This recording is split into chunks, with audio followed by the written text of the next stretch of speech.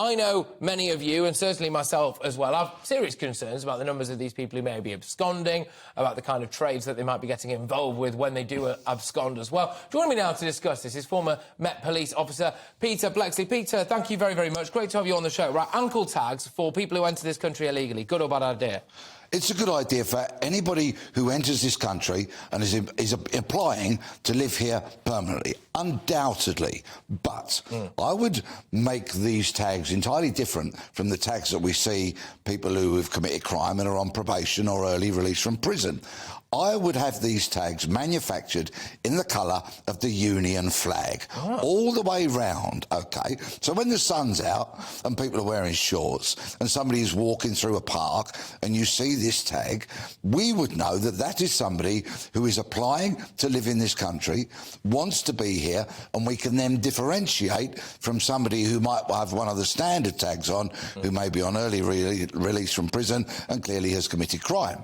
And do you think there are any ethical or moral views when it comes to putting a tag on someone who's waiting to be accepted or otherwise into this country? If you want to come to this flagship democracy, to raise your children in our free education system, to enjoy the benefits of the NHS, however long you might have to wait for, our roads, our infrastructure, and a whole lot more, then actually, in the flags of the Union, in the colours of the Union flag, I think you should be more than willing to wear a tag, because it shows that you are going through a process to become a contributing member of our great nation. If not, and you don't want to wear it, then turn turtle and, quite frankly, leave. Yeah, well, I'm inclined to agree with you, and I know a lot of people in areas, well, now it's right across the country where there are these migrant hotels, have got serious concerns. And indeed, yesterday we covered one where there was a hotel around the Morecambe area. They were given 15 hours notice to local council that 80 asylum seekers are going to be housed there. And one of the local councillors came out and he said if these hotels keep popping up, conflicts between the, quote, indigenous population, as it were, and these people is inevitable because of the sheer numbers and because of public fear.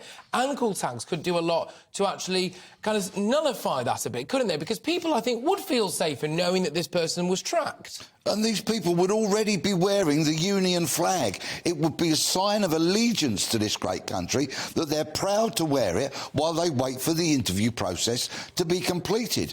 And they're not going to go getting in trouble, surely, because if they do, then they need to be arrested and their rights revoked, and, quite frankly, they have to leave the country. I'm waiting for the morning that I wake up to a report from the Home Office or an FOI request that's revealed how many people have absconded, especially how many missing children there are. Are you concerned that that's already happened? Of course, there were recent reports of a number of children that have gone missing from the system, and they are inevitably going to be vulnerable, and I would suggest they quite possibly are going to become victims of crime.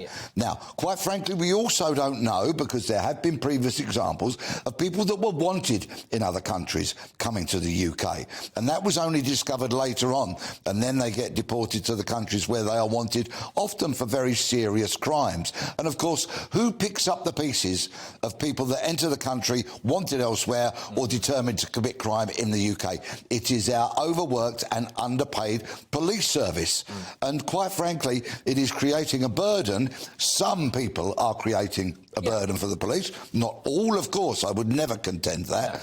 But some are adding to the already enormous workload that the British police have. Look, there's a migrant hotel right near where I live, and when I get the train into work every single day, I usually see some people who are from that hotel on there. The reason I know that, for a fact, before anyone jumps down my throat on this, is that there are regularly issues when it comes to the tickets, etc. So you see it happening before your eyes. And these people are obviously on their way into London. If I was here and I knew that I had a pretty spurious asylum claim at best and probably was going to get rejected and didn't fancy living in a hotel for however long before I was deported, if indeed I was ever deported, then I probably would disappear into the ether in London as well. So I think these tags are probably a good idea, but some charities have described it as psychological torture.